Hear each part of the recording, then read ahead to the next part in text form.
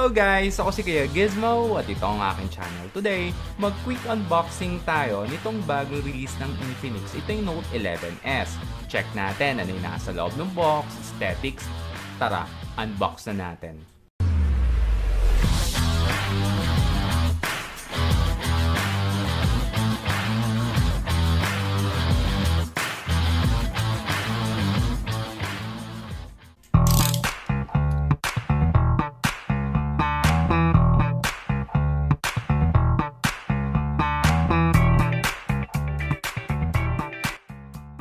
Sa loob ng box, itong customer service card.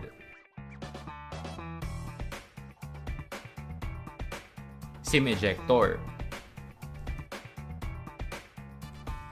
Warranty card ulit. At itong welcome card. At itong freebie na jelly case. Napansin ko maganda yung quality niya pero ang cons lagi talaga ng mga clear case madali itong manilaw.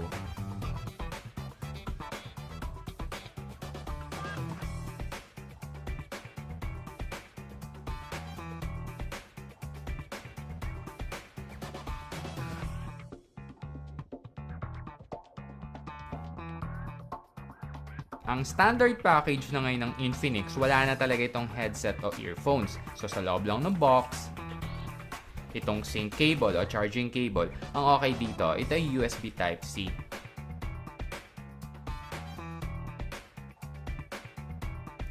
At itong malaking head charger. Ang Infinix Note 11S, ito ay supported ng 33 watts. Next, punta na tayo mismo dito sa unit. Itong na-unbox natin, ito yung Mithril Gray. Pakita ko lang muna sa inyo yung aesthetics niya.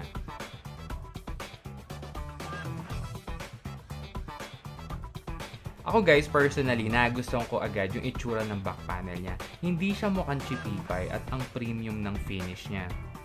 Good job sa Infinix, mura lang ang unit pero nagawa niya mukhang mamahalan yung aesthetics ng unit.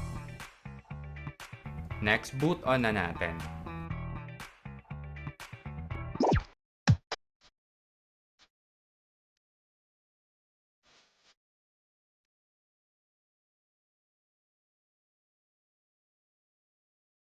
So guys, nag-boot on na siya. Isang napansin ko, nakadikit o naka-install na yung screen protector o screen guard dito mismo sa screen. Unlike dati na hiwalay, kailangan pang ikaw magkabit. Pag medyo hindi ka sanay magkabit, kadalasan ang ending nagkaka-bubbles.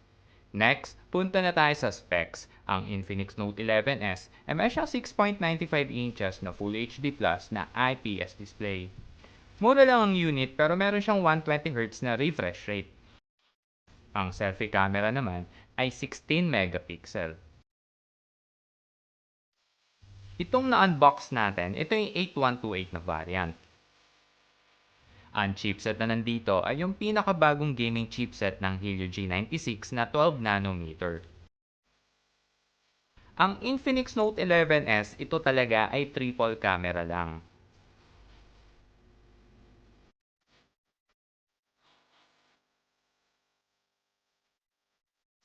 Next, punta na tayo sa details ng camera. Ang main shooter nito ay 50 megapixel na meron siyang 2MP sa macro at 2 megapixel ulit para sa depths. Ito naman ang quad LED flash.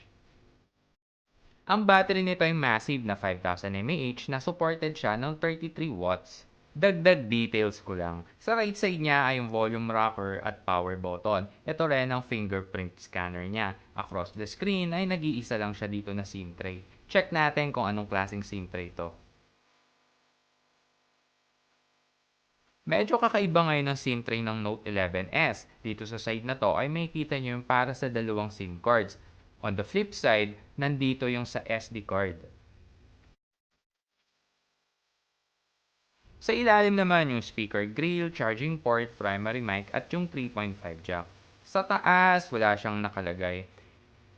Isa sa napansin ko, ang laki ng level up nitong Infinix Note 11S pagdating sa aesthetics at build quality. Kahit dito sa mga buttons, ang ganda ng itsura niya, unlike dati na medyo parang chipipay. Ngayon, mukha siya talagang premium. kahit yung framing niya guys, ang ganda ng pagkakagawa niya. Again, good job uli sa Infinix. Ang isa sa hindi ko pa rin nagustuhan sa Infinix na 'to ay yung punch hole nila. Kung sanay yung mata mo sa Xiaomi Redmi Poco, para sa akin ito'y malaki.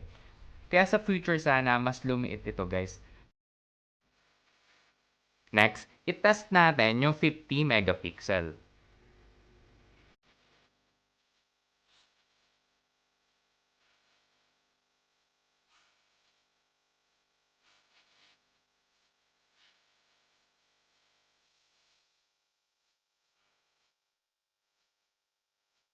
Next, explore natin yung interface ng Infinix. Check natin kung meron itong mga bloatware at check na din natin kung anong Android version.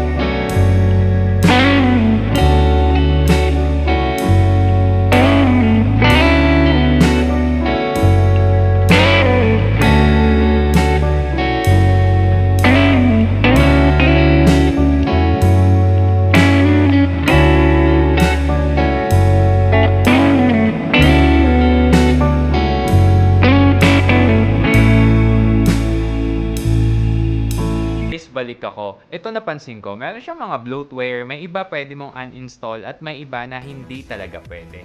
Isa ring napansin ko, ang interface ngayon ng Infinix ay may pagka-identical ng MIUI ng Xiaomi, Redmi at Poco.